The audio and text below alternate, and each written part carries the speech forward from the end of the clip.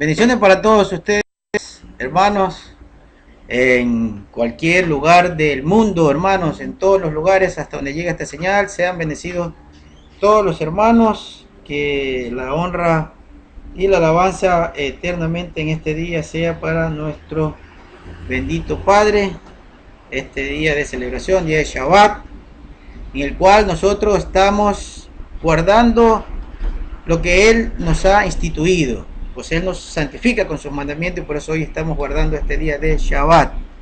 Sean bendecidos, hermanos, que sea nuestro Padre propicio a todo su clamor, a toda su súplica en este día, que haya shalom en cada uno de los corazones de los hermanos y muchas bendiciones. Bien, hermanos, un saludo especial para todos ustedes en el lugar donde se encuentren. Vamos el día de hoy a estar analizando el tema pues correspondiente por este día. Y lo que vamos a continuar es con la fiesta de Shavuot. Ya han avanzado pues los días, estamos próximos ya a la celebración de Shavuot. Y así que hemos querido para esta semana pues hacer este tema. Los hermanos de Quito también están pues ahora mismo viendo la transmisión, y ellos también pues tienen previsto este tema para el día de hoy.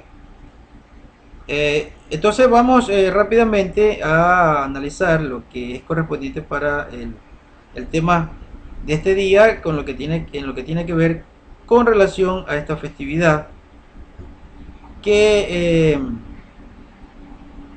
cada uno de nosotros vamos a estar llevando conforme a lo que la escritura nos muestra. Bien, para esto pues vamos a disponer de un versículo de la escritura. Vamos a entrar rápidamente para no abusar del tiempo, hermanos. Vamos a acá ya específicamente a este versículo que ya lo tienen en sus pantallas, el versículo del libro de Éxodo o Shemot.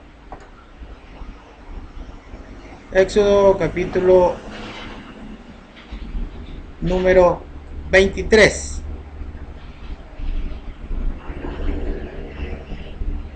Éxodo capítulo número 23. Veamos acá rápidamente. Éxodo capítulo número 23. Dice, este libro se llama Shemot en hebreo. Nombres en plural, nombres, Shemot. Éxodo 23, versículo 16, dice también la fiesta de la siega.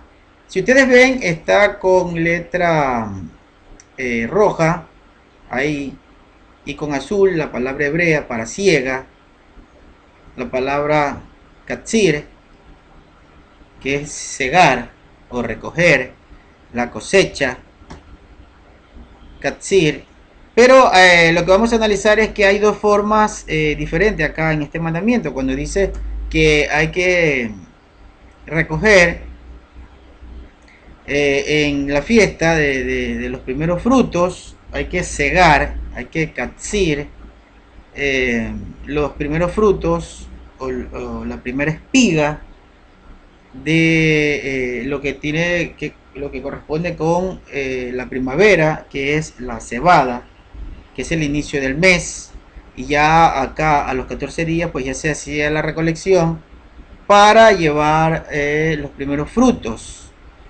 Y dice acá en este capítulo de Éxodo 23, 16, también a la fiesta de la siega, Katsir, los primeros frutos de tus labores que hubieres sembrado en el campo, y la fiesta de la cosecha. La fiesta de la cosecha, y aquí vemos la palabra asib.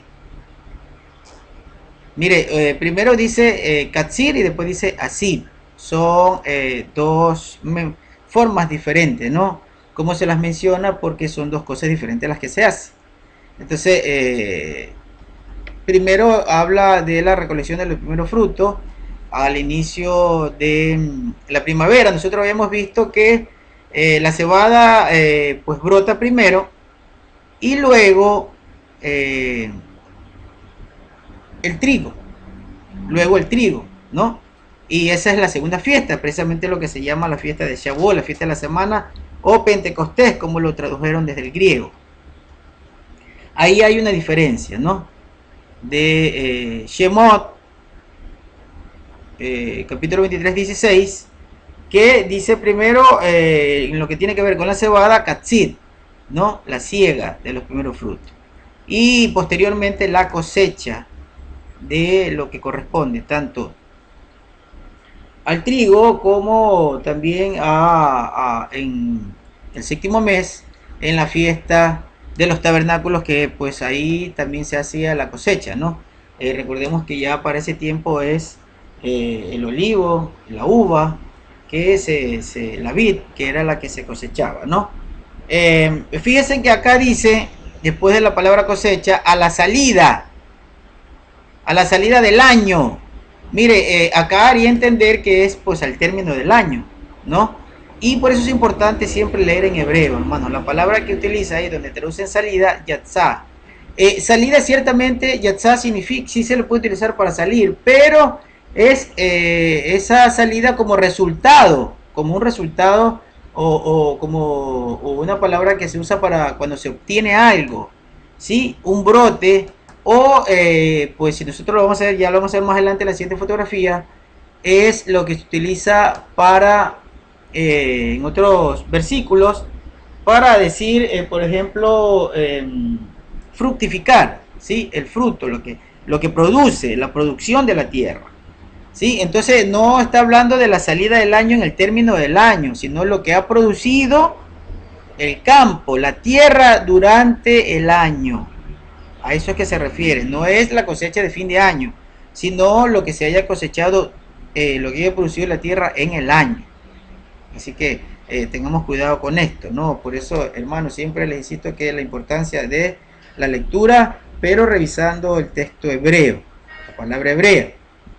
Entonces, repito, Éxodo 23, 16. También la fiesta de la siega, Katzir, los primeros frutos de tus labores que hubieres sembrado en el campo, y la fiesta de la cosecha, así, a la salida, Yatzá, o lo que ha producido el año, cuando hallares o habrás recogido tus labores del campo, cuando hayas recogido lo que ha producido la tierra. A eso es lo que se está refiriendo, ¿no? Es importante, hermano, todos estos detalles, porque así nosotros vamos a saber realmente. Había, pues recordemos, una problemática o un debate o una no sé, confrontación con lo que tiene que ver con la cuenta del Homer.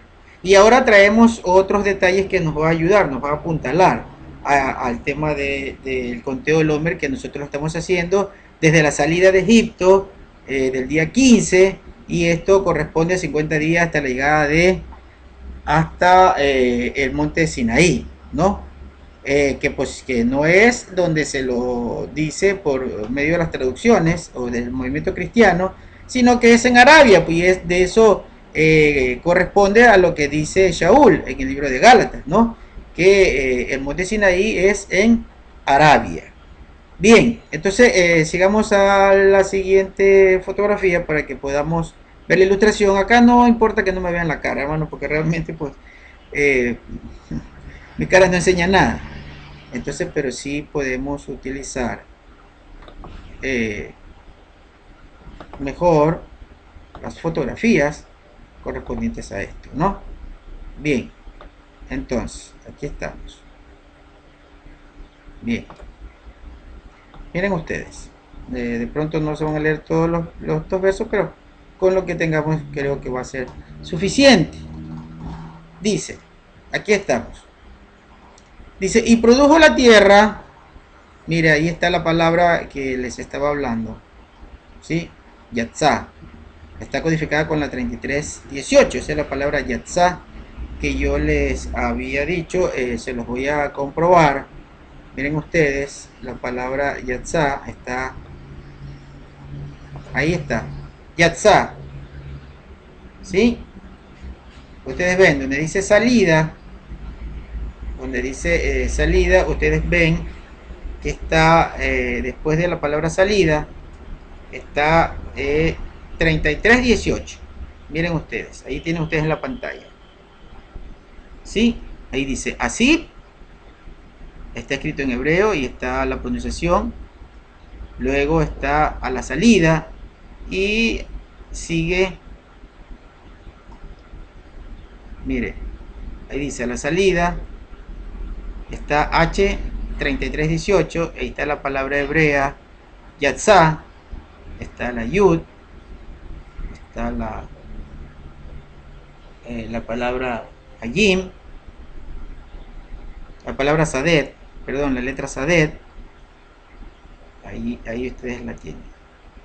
Y está la Aleph, entonces ahí dice, Sat, Yatzá, Yatzá. Está ahí como ustedes ven, Yatzá, ¿no? Bien. Entonces, Yatzá está codificada con la 33:18. Ahora sí, subamos el texto. ¿Sí? Y ahí ustedes están viendo. Mire, dice. Y produjo la tierra. Ahí está. H33:18. Produjo la tierra hierba. Y la hierba que da semilla según su naturaleza y árbol que da fruto. Ahí estamos en Génesis. En el libro de Génesis cuando está narrando esto. Mira el siguiente versículo dice, y dijo Dios, o Elohim, produzca la tierra, y está otra vez la misma palabra, ¿no? Produzca la tierra. Acá, en el siguiente versículo, dice, y un río salió del Edén, o sea, produjo, salió, brotó, un río, ¿sí? No es de salir de término, de finalizar, ¿no? Entonces no vamos a pensar que ese texto de Éxodo 23:16 está hablando de la cosecha cuando termina el año, no, sino la cosecha que produce durante el año. Así que eso era lo que quería que ustedes estén digamos avisados de esto para que pues no nos confundamos, ¿no? En la traducción. Que no se vaya a pensar que se está hablando lo que corresponde al término del año, cuando ya se terminó el año. No está hablando de eso. Bien. Entonces ahí estamos claros, ¿no? Vamos a avanzar para ir más rápido, para que los hermanos también que continúen con los comentarios de este tema ya en Quito o en otros lugares, en Valle Alto, en otros lugares, y también los hermanos del centro o los hermanos que están fuera del país, en otras latitudes.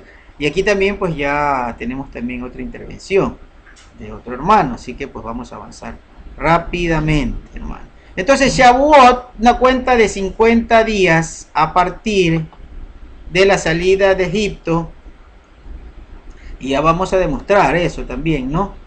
Shavuot es lo que corresponde a la salida de los 50 días de Egipto, y es un evento muy importante, hermano, ¿sí? Se estima que es uno de los días más consagrados del año. Y fíjense ustedes que pues yo, con lo que hemos estudiado, yo sí creo realmente que se trata de eso, ¿no? De uno de los días más consagrados del año, porque inclusive recordemos que estuvimos hablando la semana pasada, y esto lo hemos estudiado, ¿no? Que Elohim le dice a Moshe que santifica al pueblo. Inclusive fíjese que en este día ningún varón tocaba a una mujer durante 3 días. O sea, debían estar en un alto nivel de sedaká, ¿no? De santidad. Un alto nivel de santidad. Un día, uno de los días más sagrados del año para el pueblo hebreo, ¿no? Y es también uno de los días menos conocidos. Fíjense ustedes. Porque realmente esta fiesta no es muy conocida. No le dan mucha importancia. Y es la mayor o la más grande porque fue cuando se le dio la Torá al pueblo. ¿Sí? El pueblo se santificó, Moshe santificó al pueblo. El pueblo ese día concertó un pacto con Elohim. Y ese día el pueblo recibió la Torá. Luego se concertó el pacto, se dio la ketubá, el contrato matrimonial entre Elohim y el pueblo, un contrato, un pacto, y el pueblo dijo amén. El pueblo dijo amén, el pueblo dijo así lo haremos como Elohim lo mandó. Ustedes ven ahí la fotografía de lo que estamos diciendo. Las tablas de la Torá, uno de los días más importantes, que inclusive el pueblo tuvo que santificarse para ir a este encuentro con Elohim. Entonces fíjense ustedes.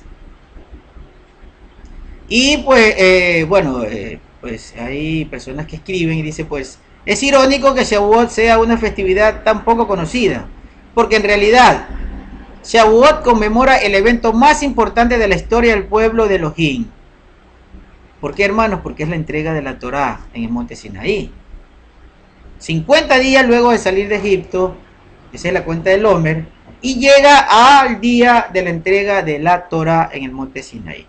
Fíjense ustedes, y fue lo mismo que pasó en días de Kefa, de Pedro, cuando recibieron la Torá en el corazón, algo que estaba profetizado, una promesa que había sido dada por medio del profeta Jeremías, el Nebín Yirmeyá. El profeta Jeremías, en el capítulo 31, versículo 34 de Jeremías, él está diciendo que la promesa era que se iba a escribir la Torá en el corazón y en el ser, dentro del ser, dentro de los creyentes del pueblo de Elohim.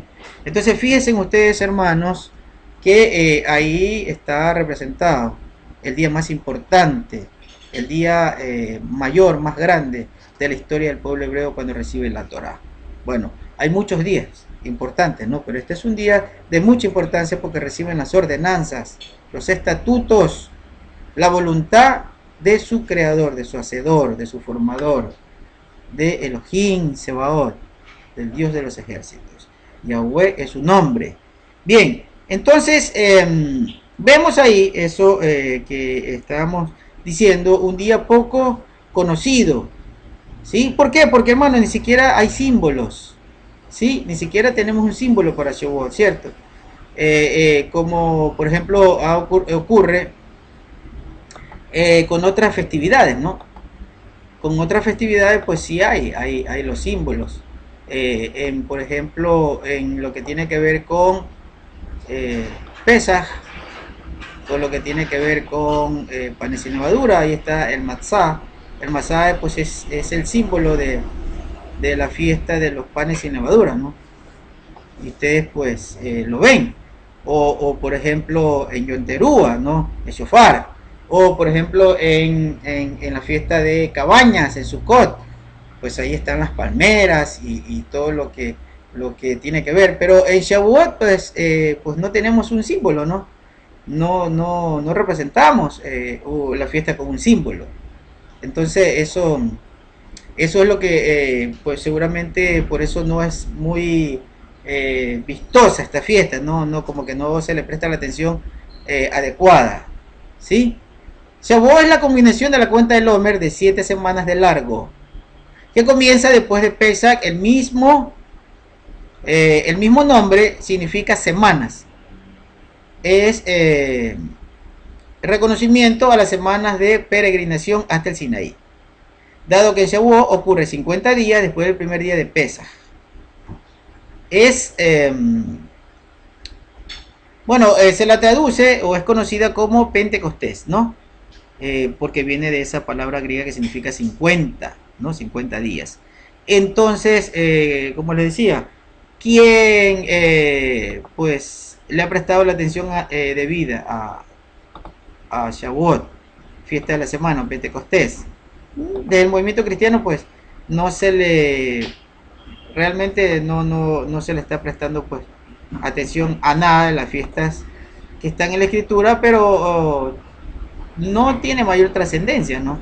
Esta fiesta inclusive no se le ha dado una trascendencia como merece la fiesta, ¿no? Y digo, decíamos que son 50 días, 50 días desde la salida de Egipto. Y pues conversando con los hermanos del ministerio, con nuestro hermano Marcelo, que siempre estamos, Marcelo Espinosa, que siempre estamos revisando los temas, ¿no? Revisando, discutiendo si fuera el caso, pues bueno, somos dos Marcelos, ¿no? Marcelo Espinosa, el un hermano, y yo, Marcelo Pazmiño, pues somos los dos Marcelos que pues, nos conocen muchos así, los Marcelos en este ministerio, ¿verdad? De vida. Eh, Decíamos, y algún momento estábamos analizando este tema con el hermano Marcelo Espinosa, cómo era el conteo, definitivamente. Y entonces, pues hemos hecho dos estudios para comprobar que el conteo es desde la noche, desde que salen, ya el siguiente día era el primer día, o el día uno, ¿sí? El día uno, porque el primer día es diferente a decir día uno, ¿sí? Recordemos que en hebreo se cuenta de 0 a 1. Entonces, salían la noche del 15 de Gosén. Recuerden que el pueblo de Israel estaba en Gosén.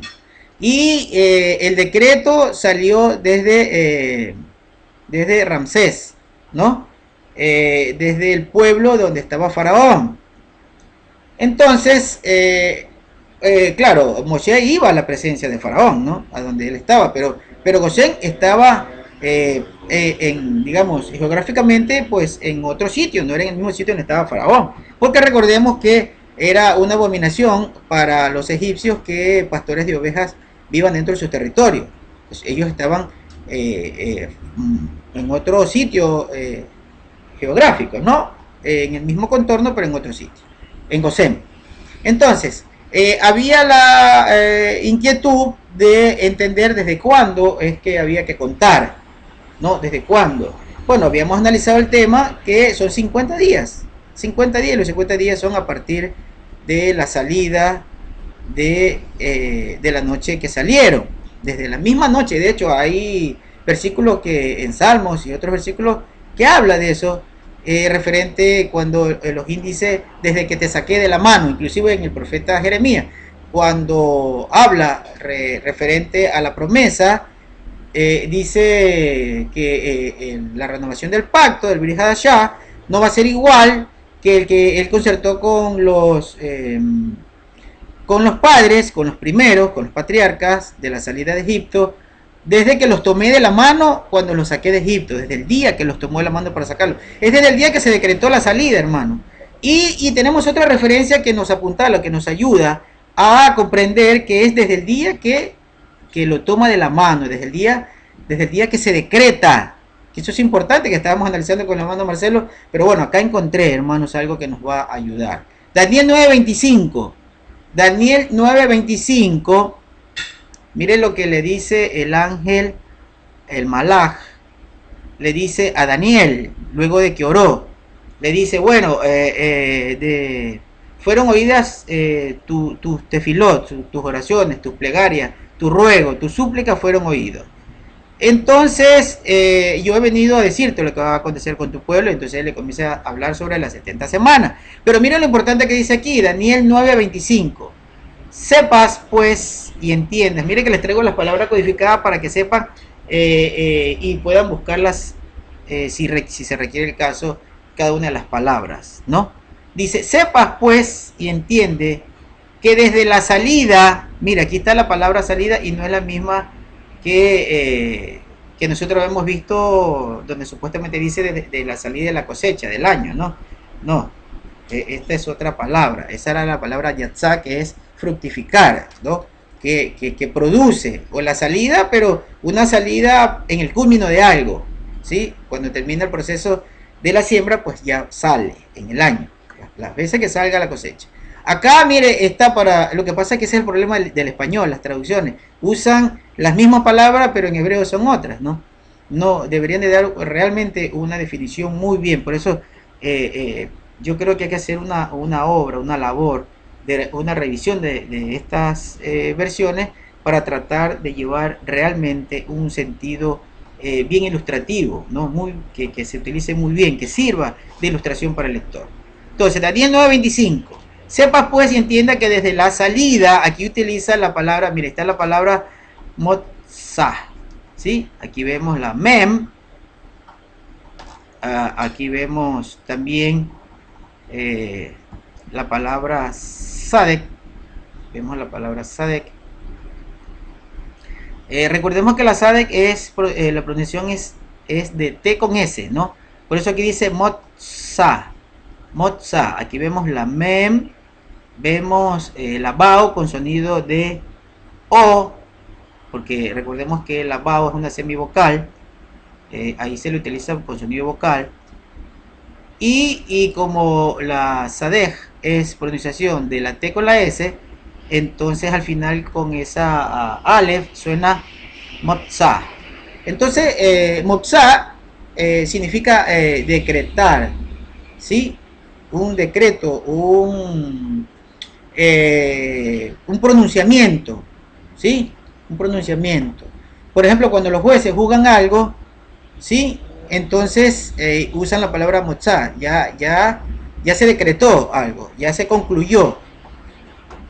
Y entonces dice, desde pues, sepas pues y entiende que desde el decreto sería aquí, ¿no? Acá dice desde la salida, desde el decreto de la palabra para restaurar, o sea, desde que se decretó la palabra, desde que salió de la boca de quien tenía la autoridad para hacerlo, eso es lo que le está diciendo el ángel, o sea que desde que el rey que dijo que se debe restaurar y edificar Jerusalén, desde que fue mandado esto por parte del rey, entonces desde ahí es que se toma en cuenta, desde ahí se empieza a contar, hermano. Por eso es importante, y mire que bien que nos apuntala esto, que nos ayuda a decir, desde que Faraón pronunció la palabra, desde que Faraón decretó la salida, desde ahí se empieza a contar, hermano, ¿sí?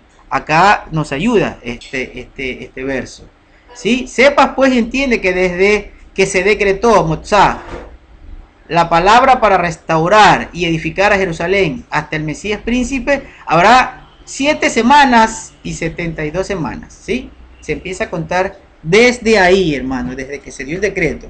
Entonces, desde que decretó Faraón, desde ese día mismo, es que ya se empieza a contar, hermano, ¿sí?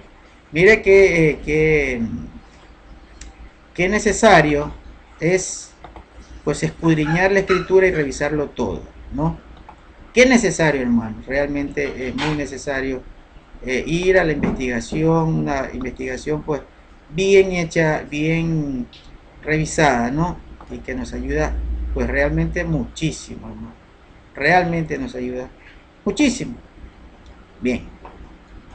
Entonces, ya vimos que realmente desde que sale la palabra es de donde nuestro amado Elohim, nuestro Padre bendito, nuestro Baruch Hakadosh, Abba Hakadosh Baruchu, desde que él desde que alguien pronuncia, desde ahí él lo toma en cuenta. Por eso, hermano, tengan cuidado cada vez que hablen algo, ¿sí? Porque él está tomando en cuenta las palabras. Ya hemos revisado por qué le pidió a Abraham que sacrifique a Isaac. Es porque Isaac, según el Sefer Yashar, el libro del justo, fue el mismo Isaac, en una conversación con su hermano Ismael, que le dijo que él era capaz, si fuera posible, de dar su vida, si Elohim se lo pidiere. Mire, entonces salió de su boca y por eso fue que Elohim le dijo a Abraham que sacrifique a su hijo. Es peligroso de pronto decir o decir palabras para que y que luego no se la tome en cuenta, ¿sí? Es importante, hermano. Si usted con su boca promete algo, hay que cumplir. Sobre todo si lo promete Elohim, hay que cumplir. Por eso la escritura nos dice no que no se prometa lo que no se va a cumplir, ¿no? Y también hay un mandamiento que dice que todo lo que prometas a nuestro Padre debe ser pronto en cumplimiento. Debe ser pronto. Usted hace voto, tiene que cumplir sus votos, ¿sí? Eso es lo que nosotros tenemos que estar conscientes. Desde que sale la palabra de la boca, se empieza la cuenta de lo dicho. Así que, hermanos, eso nos ayudó muchísimo, ¿no? Lo que dice en el libro de Daniel, lo que el malaj, el ángel, le dice a Daniel, ¿sí? Desde que se salió de la boca, desde que salieron las palabras, el decreto para la restauración de Jerusalén. Desde ahí se empezó a contar. Bien, espero que pues, nuestro hermano Marcelo pues lo tome en cuenta, porque pues tendríamos un debate abierto sobre esto, sobre el conteo del hombre, y pues entre mayor vamos leyendo, vamos investigando, pues de pronto ya vamos a ir concertando pues una conclusión. Mire, aquí está el mapa, ustedes tienen en su pantalla el mapa de Gosén, ¿no? Ahí está Ramsés o Ramasés y Gosén, están en dos sitios geográficos diferentes, aunque la región es la misma, pero sí están separados, ¿no? Y ahí ustedes ven el recorrido hasta la península de Sinaí, ¿no? Hasta la península de Sinaí. Que pues recordemos que había un error, lo habían situado en un lugar diferente a donde estaba, a donde es originalmente, ¿no? Pablo ilustra eso, que en Arabia. Entonces, pues bueno, en eso se han equivocado los mapas bíblicos. Entonces, bueno, pero mire que Gosén, donde salió el pueblo, es un lugar diferente de donde se decretó por parte de Faraón, ¿no? Es un lugar diferente. Bien, vamos a la siguiente fotografía para avanzar. No quiero abusar mucho del tiempo, ya llevamos media hora. Pues yo creo que los temas, pues si los podemos condensar y hacerlo lo más rápido posible, pues bueno, así aprovechamos, todos aprovechamos el día, ¿no? De la mejor manera. Lo vamos y lo aprovechamos siempre que pues los temas queden totalmente claros, que eso es lo importante también que perseguimos, ¿no? Que el tema pues realmente quede claro, bastante claro. Bien, o lo mejor posible, lo que podamos hacer, hermano, lo que nuestro Padre nos permite, nos ayuda a hacer, porque recordemos que es Él es el que nos tiene que guiar, Él es el que nos tiene que mostrar, revelar. Vamos a Deuteronomio capítulo 4, versículo número 12. Vamos a buscar rápidamente, porque estamos un poco con el tiempo. Deuteronomio 4:12 dice, Deuteronomio 4:12, veamos lo que está diciendo. Yahweh les habló desde el fuego. Ustedes oyeron el sonido de las palabras, pero no percibieron ninguna forma. ¿Sí? Esto es importante. Esto es importante, hermano. Porque dice, les está advirtiendo que cuando les habló en el monte, cuando les dio el decreto, las tablas, los mandamientos, los mitzvot, cuando hicieron ese pacto, cuando Elohim hizo pacto con ellos, cuando los tomó como pueblo y cuando Elohim declaró que los tomaba como esposa, como pueblo, que él iba a ser su Elohim, que iba a ser su esposo. Entonces no vieron, dice, una figura, no vieron una figura, escucharon la Imra, la voz estruendosa de nuestro Elohim, ¿sí? La voz estruendosa, era su misma presencia, su cabot, su gloria. Entonces versículo 13 de Deuteronomio 4 dice, Él les declaró el pacto o la alianza que les mandó a observar, los 10 mandamientos, y lo escribió en 2 tablas de piedra. Al mismo tiempo, Yahweh mandó que les impartiera leyes, reglamentos, para que los observaran en la tierra a la cual están a punto de cruzar y ocupar. Esto, por ejemplo, no lo toma en cuenta el cristianismo, ninguna parte del cristianismo. Inclusive los adventistas que guardan el día sábado y que guardan, pues, que saben y ellos entienden que tienen que guardar mandamientos, se relacionan solo a los 10 mandamientos. ¿Por qué? Porque no toman en cuenta lo que dice en el versículo 14. Ciertamente dice en el versículo 13 que le dio 10 mandamientos, pero en el 14 dice, al mismo tiempo, Yahweh me mandó que les impartiera leyes y reglamentos. Al mismo tiempo, mandó leyes y reglamentos para que los observaran en la tierra a la cual están a punto de cruzar y ocupar. Entonces, esos 10 mandamientos, que eran la ley principal o los estatutos principales, tenían que tener reglamentos y leyes para poderlos entender y observar, ¿sí? Por eso es que Yeshua decía que de 2 mandamientos pende toda la Torá, de amar a Elohim y de amar al prójimo. Por eso hemos venido estudiando estas 2 grandes, digamos, conglomerados de leyes de Mishpatim, Joquín y Edut. ¿Por qué? Porque teníamos que entender qué era lo que debíamos hacer para poder amar a Elohim y qué es o qué nos lleva a amar al prójimo. Con qué nosotros representamos el amor al prójimo con los mandamientos que tienen que ver con el prójimo y cómo representamos el amor a Elohim con los mandamientos que tienen que ver a Elohim. Bien, eso creo que queda bastante claro. Vamos al siguiente. A la siguiente fotografía. Aquí vemos la foto con la que iniciamos este estudio. Aquí vemos la foto con la que iniciamos este estudio, con la que salió de portada. Miren ustedes, aquí está esta fotografía. Para que nosotros veamos realmente dónde está. Está en Arabia, hermano. Miren, el monte Sinaí está en Arabia. ¿Sí? Ahí vemos la ubicación del Mar Rojo. Y estamos viendo el Golfo de Suez. Miremos Ramsés, miremos Egipto. Y nosotros, pues bueno, ahí no se ha visto Gosén, que es precisamente antes de Sukkot, ¿no? Antes. Bien. Ahí está lo que tiene que ver con el mapa. Ustedes ven ahí el mapa. Y entonces ahí se pueden dar cuenta que realmente Sinaí queda en Arabia. Entonces era precisa la ilustración de Shaul de Pablo cuando habla en el libro de Gálatas y dice que Arabia, en Arabia es donde está el monte Sinaí. ¿Sí? Donde está el monte Sinaí es en Arabia, sitio ocupado por las tribus de Ismael, los ismaelitas. Bueno, y hay tribus diversas también en diferentes lugares de toda la región. Pero eso es lo que era importante también entender y saber, ¿no? La ubicación y pues comprender que Shaul estuvo en lo correcto cuando dijo esto, ¿no? Bien, ahora, habíamos dicho que esta fiesta de Shavuot es pues muy poco conocida, a pesar de que tiene una gran importancia para el pueblo hebreo. Tiene una gran importancia, pero es poco conocida.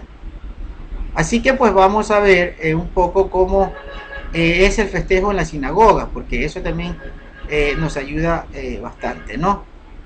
Shavuot carece de símbolos, como les venía diciendo, carece de símbolos, ¿no? Como en otras festividades. Porque como en las fiestas de panes sin levadura tenemos matzá, ¿no? Tenemos el pan tostado y eso han hecho muchas fotografías, muchas pinturas y se lo representa. Siempre hay una representación de la fiesta de matzá. Hay el shofar para la fiesta de Yom Teruah y tenemos un azúcar para las fiestas de cabañas o Sukkot, pero no así en Shavuot. Bueno, en algún momento nosotros en una fiesta pusimos una Torah o el monte, ¿no? Una ilustración del monte, pero no hay un símbolo específico y no se ve mucho comentario de esta fiesta de Shavuot. Seguramente a veces hasta pasa desapercibida, ¿sí? ¿Por qué? Porque no tiene esos símbolos, ¿sí? No tiene esos símbolos. Pero tiene una representación muy grande, hermanos, porque fue el día que se entregó la Torá, ¿sí? Y mire que en las dos ocasiones, tanto en el Sinaí como en el templo de Jerusalén, cuando Yeshua partió, luego de los 40 días que estuvo con ellos, y le dijo, no se vayan porque viene la promesa del Padre. ¿Cuál era la promesa del Padre? Lo que dijo Jeremías, escribir la Torá en el corazón, ¿sí? Y que esté dentro del ser. Entonces, en las sinagogas, ¿cómo hacen este festejo? O sea, les traje esta parte también de la costumbre para que nosotros entendamos un poco, ¿no? En los servicios de la sinagoga, Shavuot tiene por costumbre leer el libro de Ruth. ¿Y por qué el libro de Ruth, hermano? Porque hay una representación muy hermosa, ¿sí? El libro de Ruth Ruth, ustedes saben que era una mujer extranjera de gran amor, mostró un gran amor por la familia de su esposo, de su difunto esposo, Noemí, su suegra, y por el pueblo, y por su Elohim, y por la Torá. Entonces, ella se convirtió, ¿no? Ella tuvo fe, se convirtió al pueblo de Elohim, a la Torá, al Elohim de Israel. Y pues nosotros vemos que hubieron muchos extranjeros, ¿no? que vinieron al pueblo de Israel, porque de la misma manera que Ruth querían también ser parte de ese pueblo, ¿no? Ser parte de la promesa. ser parte de la promesa. Entonces, la historia de Ruth, de lo que hacen en la sinagoga, también pues es bastante importante, ¿no? Es bastante importante, porque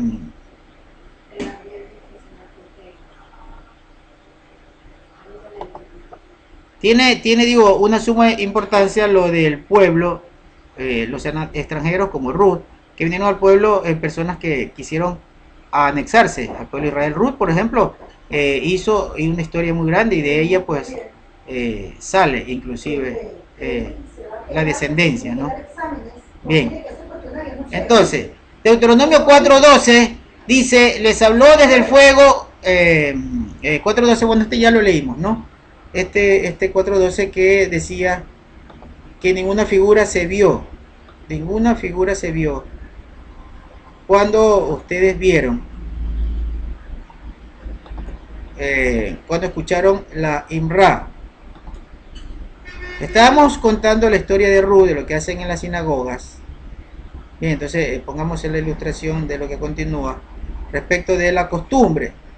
Leen el libro de Ruth en la sinagoga por la gran importancia que tuvo Ruth. Recordemos que Ruth, inclusive de ella viene a ser la bisabuela de David, de donde proviene Yeshua, ¿no?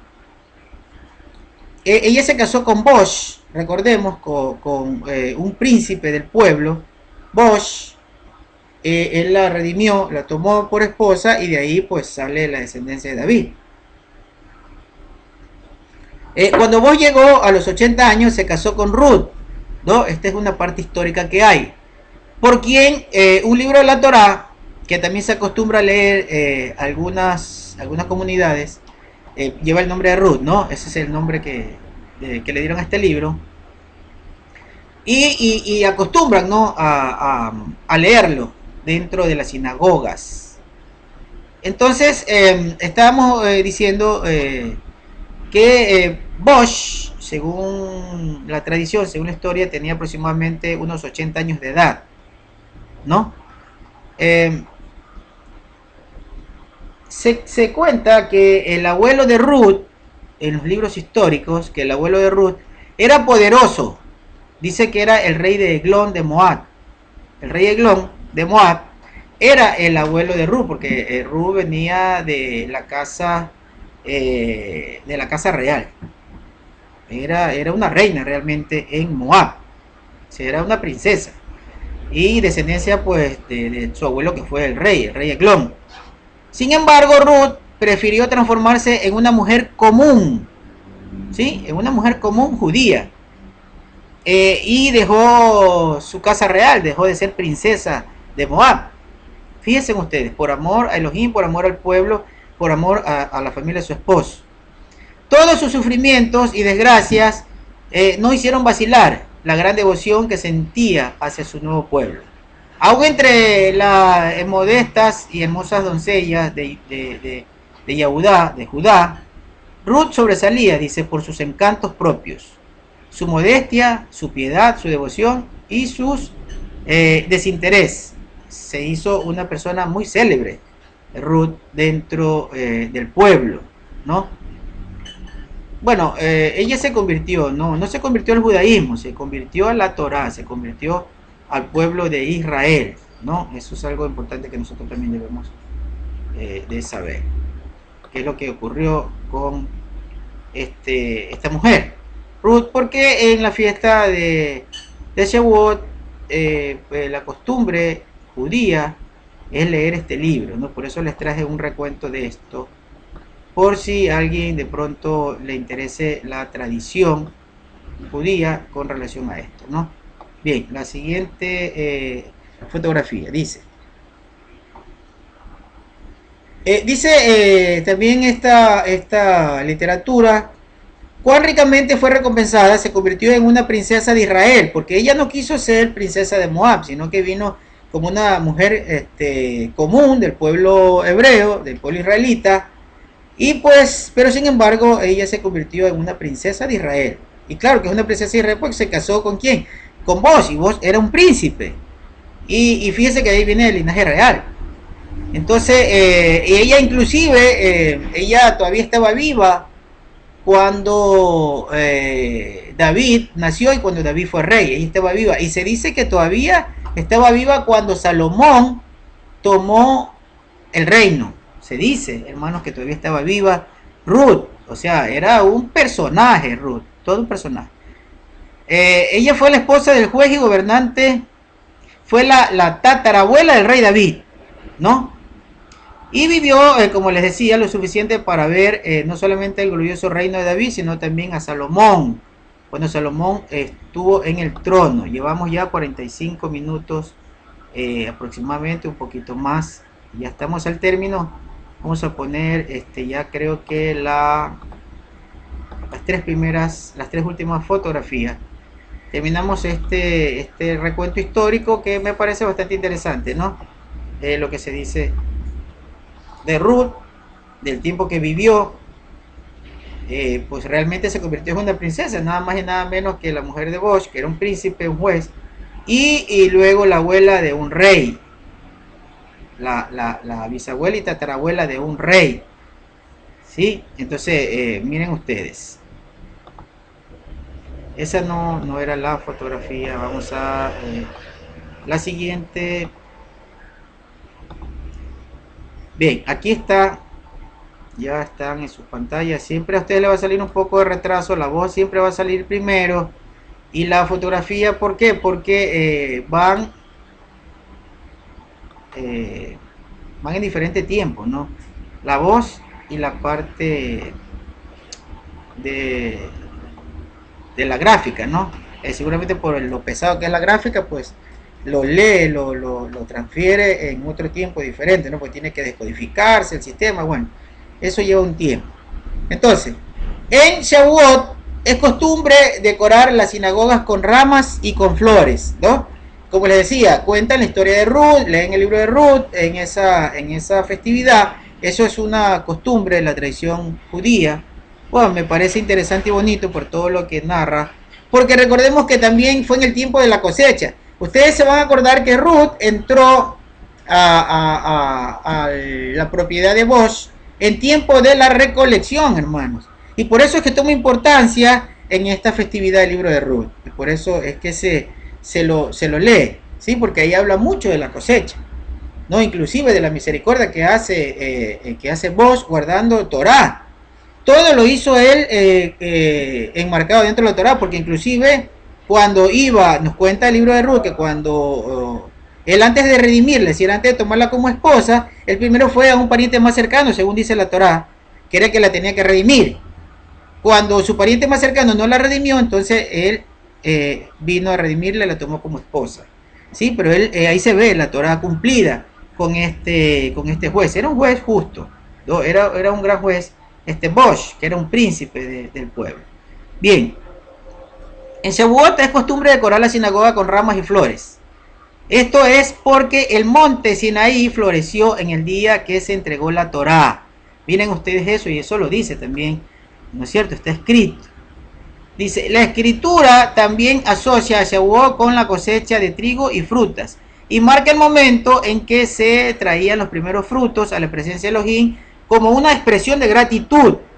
Entonces ahí nosotros estamos viendo por qué es que se lo adorna así de esa manera, ¿no? Ya vimos que se adorna con flores y con frutas en el día de la fiesta. Y es bueno saber todo esto, hermano, para que nosotros aprendamos un poco sobre esta fiesta, que en realidad, como no ha tenido mucha trascendencia, pues se sabe poco, ¿no? Inclusive en cuanto a su celebración. Y por eso ahí es bueno siempre recurrir a lo que hacen nuestros hermanos judíos, ¿no? Tenemos que criticar todo lo que ellos hacen. Por ahí yo a veces escucho muchas críticas hacia ellos y realmente creo que pues eso está a veces fuera de todo contexto, hermano. Nosotros tenemos que criticar siempre con conocimiento, no porque alguien lo dice nosotros lo vamos a repetir.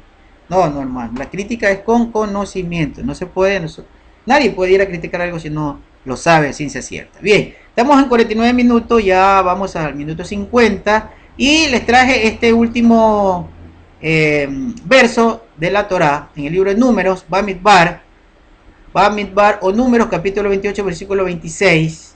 Dice, en el día de las primicias, la fiesta de las semanas, Cuando traigas una ofrenda de grano nuevo a Yahweh, observarán una ocasión sagrada, no trabajarán en sus ocupaciones. Mire que acá no tiene nada que ver con el Shabbat de séptimo día, hermanos. No es el Shabbat del séptimo día, sino que dice que cuando venga el día de las primicias, es decir, cuando recojas el fruto de la cosecha correspondiente a las 50 semanas, cuando pasen esas 50, los 50 días, cuando pasen las 7 semanas y ya esté lista la cosecha, cuando vayas a la recolección de esa cosecha, en ese momento, en ese día, va a ser un día sagrado, un día de unión, va a ser un día de guardar, no porque sea día séptimo del séptimo día, sino porque es el día final de la cosecha donde se llevan los frutos que se recogió, sobre todo el trigo, y se lo lleva a la presencia de Elohim.